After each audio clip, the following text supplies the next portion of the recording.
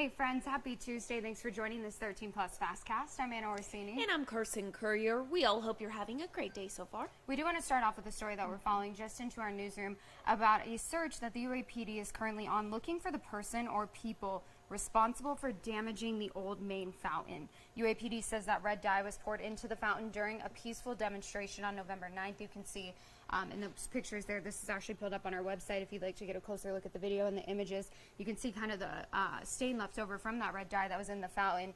Police say that the amount of damage could range anywhere from $1,500 to $6,500, and the person or people responsible could face charges of criminal damage. So if you have any tips, they ask you to please let them know. Again, you can see this story up on our website right now. And right now, crews are working to learn more about a fire overnight on the northwest side. And get this, some of those flames were so big, drivers could see them all the way from I-10. You're taking a look at video of some damage here. Pima County deputies say this happened in the Rito neighborhood just south of I-10 and Tangerine.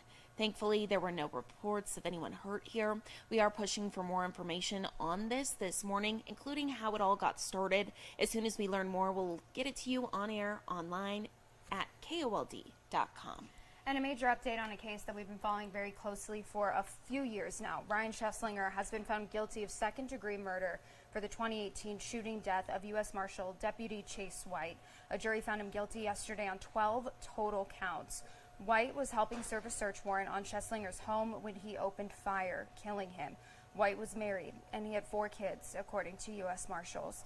Schesslinger is scheduled for sentencing on January 22nd. Now, he could be facing life in prison. And right now, Pima County is taking new steps to make sure that all of their students are safe, whether that's within schools or at home from guns. It's all part of a partnership with the county and TUSD. Our very own Jack Cooper has more on how they're looking to help families in need.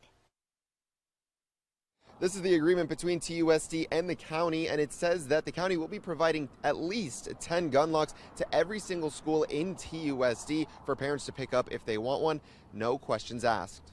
Now, leaders tell me this is an effort to try and cut down on accidental deaths, injuries, and suicides. I spoke with Pima County Attorney Laura Conover, who tells me that issues like this have been at the top of her priority list ever since she took over back in 2021. Now, she says just last year they handed out over 18,000 gun locks. Now, the goal here is to get them into the hands of any family that needs one with hopes of preventing a tragedy. We work so hard, but when the files are open here, it means the harm has already happened. And that's hard. That's hard to constantly be in a reactive state. And so we love to be in a proactive state. And whether it's Narcan and calling 911 or distributing gun locks, we've got a real opportunity to save a life. And even if we're saving one life, that's completely worth our time and effort. Now, with almost 90 schools all throughout TUSD and every gun lock only costing a couple of bucks, the total cost of this comes out to over $2,200, but the attorney's office is paying for it all, which means any family that wants a gun lock gets it for free. Reporting in Midtown, I'm Jack Cooper. Back to you. Also in Pima County, the longest serving member on the Pima County Board of Supervisors says that she is ready to retire. Sharon Bronson made that announcement in a letter to the board chair. She said she tripped over one of her cats and broke 3 ribs. Now, while she says she'll get better, she feels like she can no longer serve.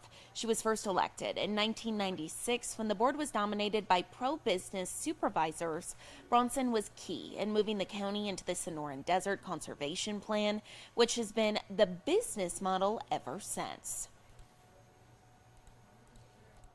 She was a big part of just kicking off and cheerleading for the Sonoran Desert Conservation Plan. Not only, when it first got kicked off, but developing a lot of the policies. She's just been there every step of the way. Now, the board chair, Adelita Grijalva, also said that her impact on the community will be long-lasting as a strong advocate for the Sonoran Desert Conservation Plan and the Pima Animal Care Center. Supervisors will talk about how to replace Bronson. They'll do that at their next meeting next week on the 21st. State law says that the person that they appoint will finish up the rest of Bronson's term. That is over at the end of the year, and the appointee will serve less than 1 year in office unless they run and are reelected.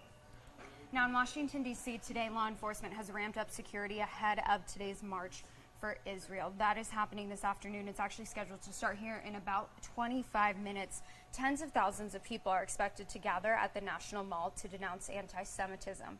It comes amid high tensions around the world over the Israel-Hamas war and an unprecedented number of anti-Semitic incidents here in the United States. The Department of Homeland Security has classified it as a Level 1 event, which is the highest in its ranking system. The system takes into account national importance, potential threats, and the number of resources needed to ensure public safety. According to Capitol Police, there are no credible threats or plans for counter demonstrations so far. In a statement, organizers said, quote, "The March for Israel will be an opportunity for all Americans to come together in solidarity with the people of Israel, to demonstrate our commitment to America's most important ally in the Middle East, to condemn the rising trend of anti-Semitic violence and harassment, and to demand that every hostage be immediately and safely released."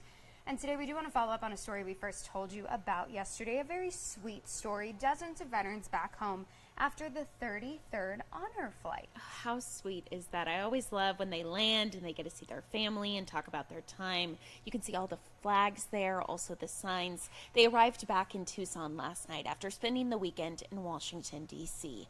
That's where they were able to see some of the memorials dedicated to their service. Some of the veterans even say they got a bigger reception last night than they did when they returned from war. They say the experience of being able to remember their time in war has been both special and emotional. The one that always really gets to you emotionally is the Tomb of the Unknowns and the changing of the guard.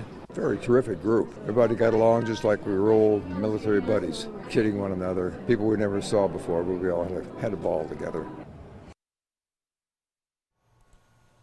Now, if you are or know a veteran who is interested in attending a future honor flight, you will have to fill out an application. Don't worry. We have more information on how to exactly do that up on our website, KOLD.com.